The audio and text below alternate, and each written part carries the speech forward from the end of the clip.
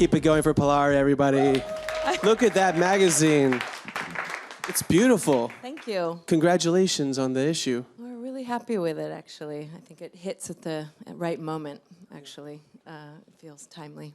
Yeah, tell us a little bit about how the Africa issue came to be. So, this has obviously been a strange year for so many reasons. And I think, travel has been impacted. Travel is always impacted by what goes on, and not just this country, obviously, but, we've had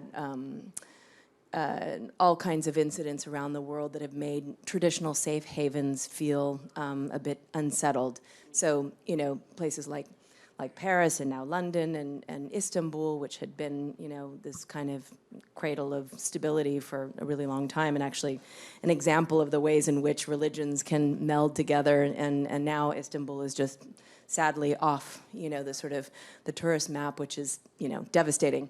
So, the interesting upshot in our industry is that then travel migrates to other places that you wouldn't expect. I think, for a lot of people, even one trip to Africa in a lifetime is a very, very big deal. It's a very far way to travel. It's a very exotic, faraway land, and people sort of dream about it their whole lives. And now, actually, all of these flight routes are opening up, and because traditional safe havens are no longer feeling safe, people are getting braver and going farther afield, and not just to Africa, of course, but to New Zealand and Australia and places like that. That it's just as more carriers make flights more available and more economical, it just, the tourism follows. But obviously, we're making a pretty big statement here for obvious reasons.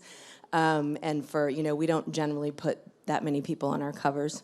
Every once in a while we do. We used to more, but it was like, one lady in a bikini in an infinity pool. This was sort of before my time, and I didn't love that convention, and so we always made the place the star. But with something like this, I think, I think we have a beautiful, empowered, working journalist, from Senegal, who allowed us to put her beautiful image on our cover in headscarf, and I think it's an important statement to make. I think people are surprised when they know that this is a person who chooses to wear a headscarf, who is a working, empowered woman living in a country that a lot of people don't know anything about.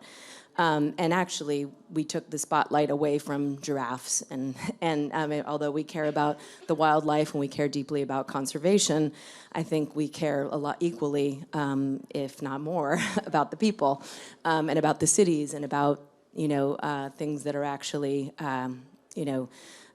making their livelihoods that much better. And it's, so it's that's sort of the genesis. I mean, tell me a little bit about the process of picking a cover like this. I think a lot of people are curious when they look at a magazine, Yeah.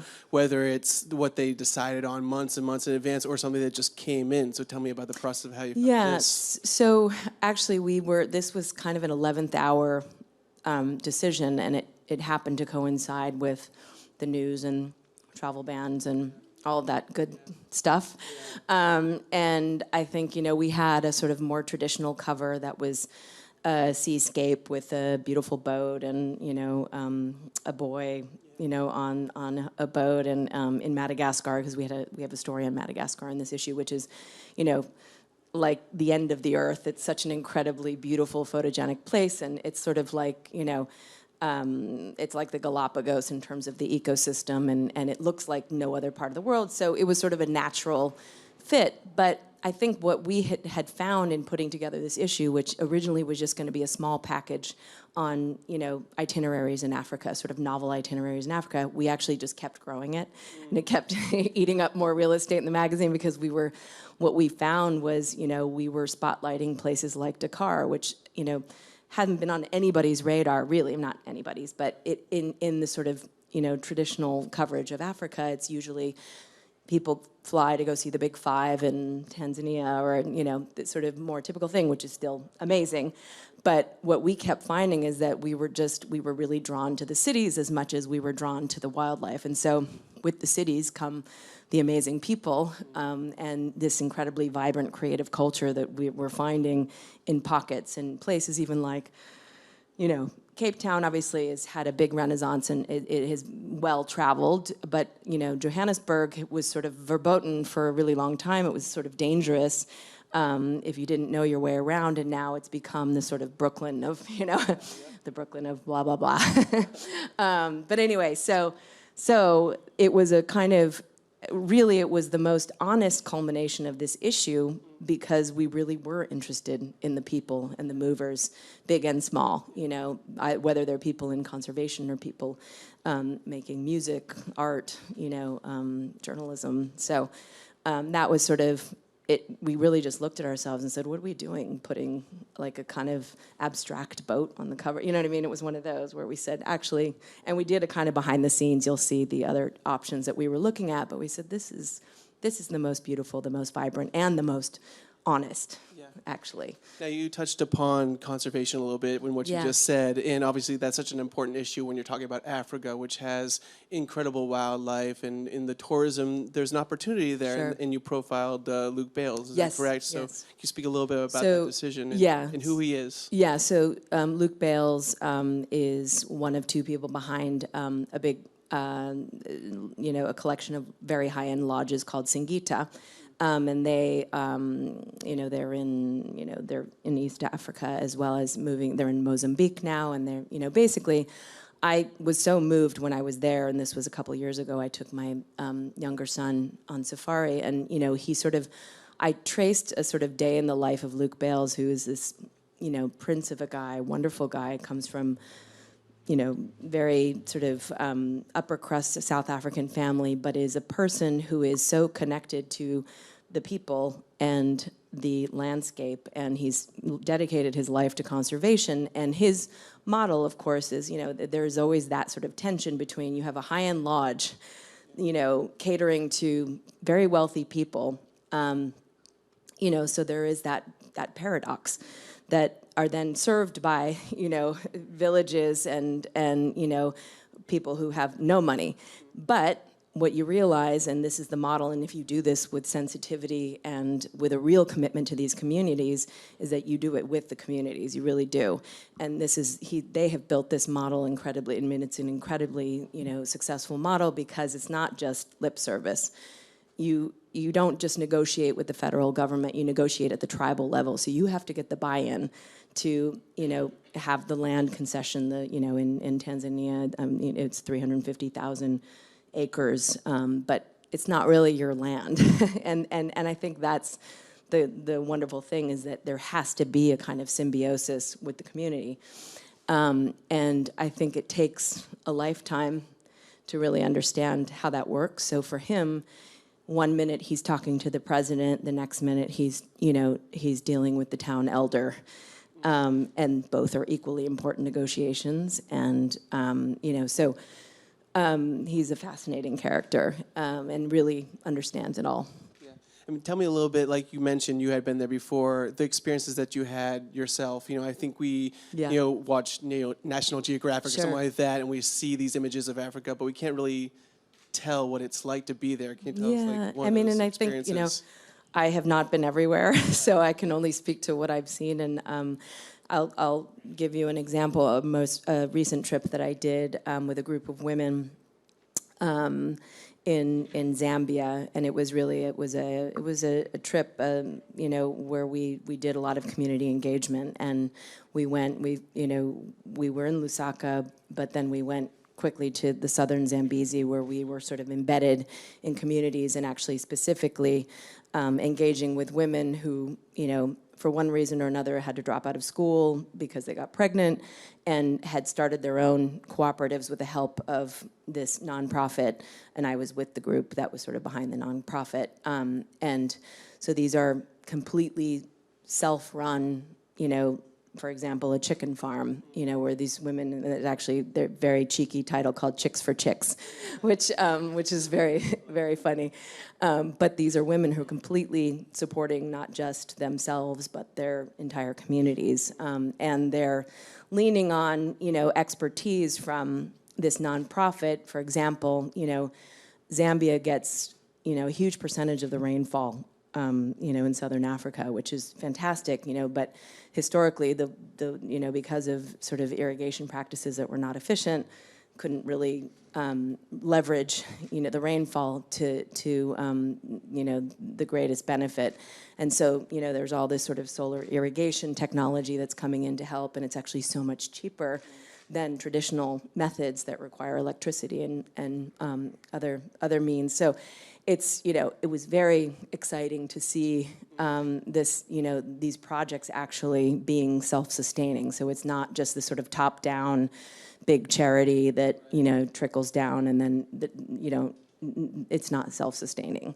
So this was just sort of, from the ground up. And really, it's sort of, these are the people who are living and breathing these problems and actually know how to solve them better than somebody who doesn't know and comes in and, dumps a bunch of money and says this is how to do it. It's like, no, this is a very particular ecosystem and landscape, and we know how to make this work. So it's a real partnership. And so that was, I did that part of the trip, and then I've also done sort of more traditional safari, which is wonderful and magical, and I'm very lucky that I got to do that. And that was just, it's life-changing and very dwarfing. Yeah. It's just, it's an incredible experience. Yeah, I mean, I think, you touched on, the travel ban, the cover, the decision behind the cover. I mean, right now, this political climate, I think it's important to bring people together, and I think that's what this issue is trying to do. Do you feel, more inspired than ever, basically, to tell stories like this than perhaps before, where it was a little more surface level? Yeah. Absolutely. I mean, I think you've just said it. It really, I think that, I think that the thing that we get to do is actually surprise people. That the whole portfolio is filled with these incredible personalities, and obviously shot in a very sort of beautiful, artistic way to kind of, there is this sort of element of surprise that there's this huge creative renaissance going on in cities like Addis and Dakar, and there's an energy and a kind of a feeling of progress and creativity and forward motion. And actually a lot of this is fueled by social media, that there is this idea that the world becomes much smaller, and these places that were once incredibly unknown or misunderstood are finally put into sort of fresh and realistic focus. And I think we try to help tell that story, because it's not just about it's a huge continent, it's not a country, and I think there's a lot of sort of misconception about, I mean, some of these cities, Nairobi is an incredible city, and it's very misunderstood. Yeah. So I think that's always, whether in Africa or any other place, I feel like it's my job to demystify, because of course, intolerance, hatred, racism, all of that stems from sort of fear, and the fear of the unknown. That's all it is. That's the common denominator within our own country, within people who have the same color skin. It doesn't matter. It crosses. It's in some ways, this phenomenon is color blind, is race blind, is religion blind. People, when they don't know, when they fear, when they're in a fearful state, hatred is sort of that next logical step. I mean, that's just human nature, right? Well said. Well, I think, now it's about demystifying, the continent and getting people there. I mean, I think people, here in the States who haven't been to Africa, like you said before, think it's so far away, it's the other end of the universe, I'll never go there. Can you sort of explain some pretty, possible trips that could happen right now? Yeah, I mean, what's so interesting, I keep bringing up Dakar because it's actually 7 hours from New York City. That's like 1 hour more than basically LA. Like Seattle, and I think that was even a revelation to me, and I do this for a living, I haven't been, but a few members of my staff have, and that's just sort of, you have to think about that. Like, so much of it is this sort of this idea. You realize that it's, even with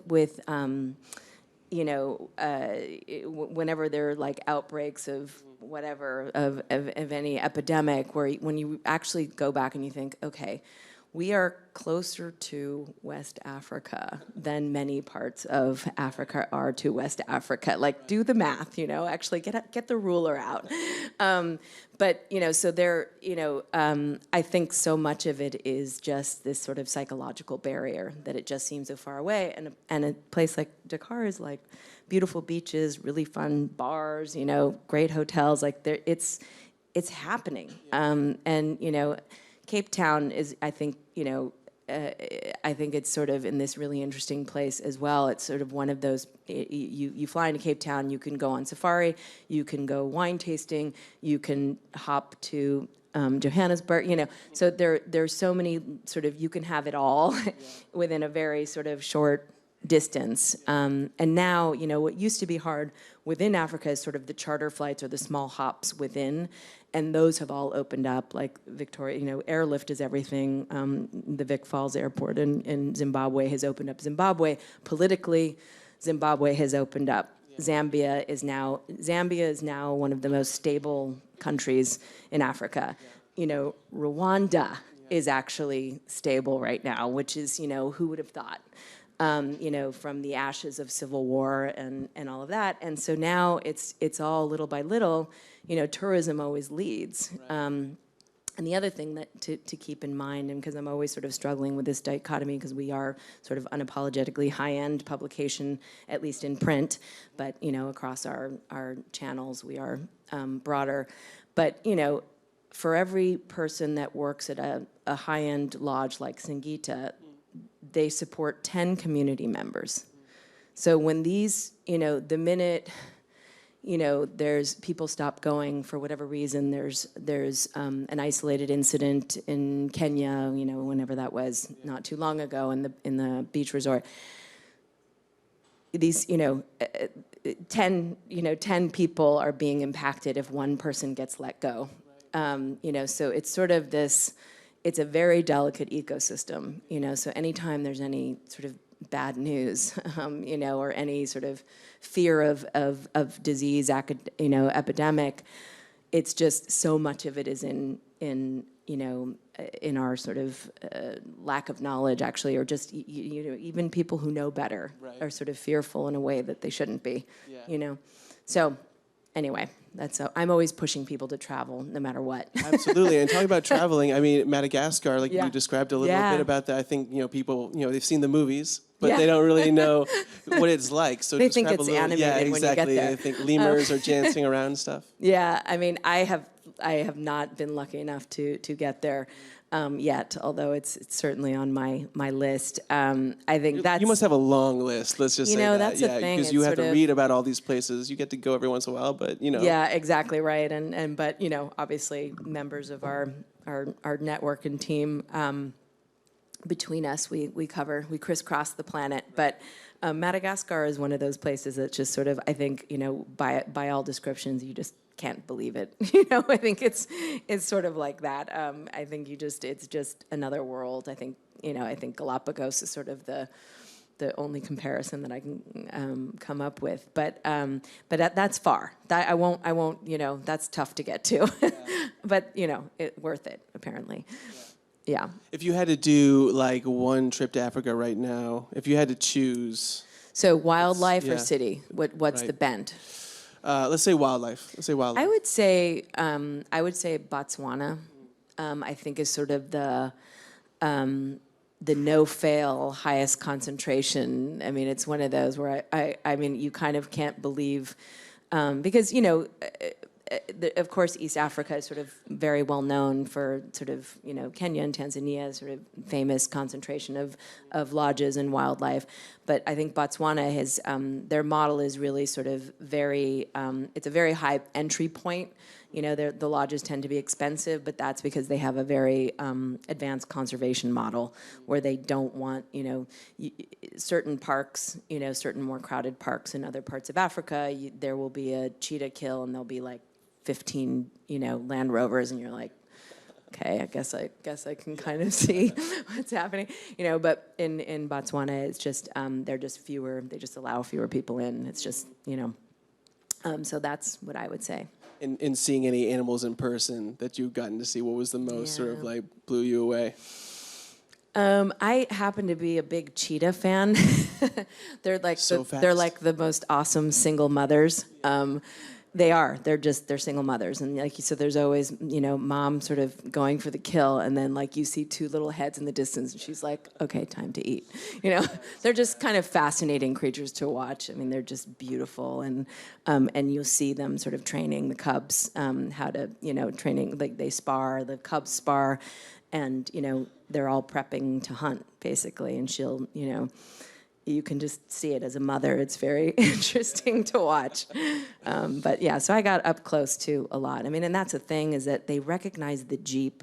So the minute you sort of like kind of have your arm outside of the Jeep, they're like, what? I didn't even know you were there, So it's, but the lions get really close and they look at you, I mean, it's interesting. So anyway. Well, I'm putting that on my list, that's for sure. We're going to have some questions out here in the audience. We're going to start right there. Hi, Pilar. Thanks for coming. Good, how are you? Thank you. This is just a general question because I'm looking to do some traveling this year. Sure. What would be your go-to, like, top 3 places that are budget-friendly to travel and possibly alone? Oh, great question. So what part of the world, or it could be anything? I would say I'm really interested in South America and Asia.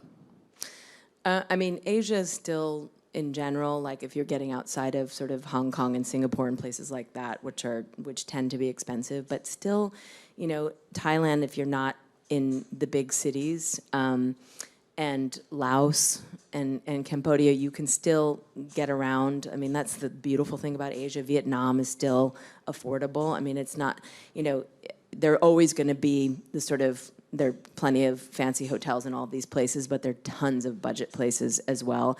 And I feel like, I have done Vietnam as a, shoestring kind of $20 a day kind of traveler back in the day.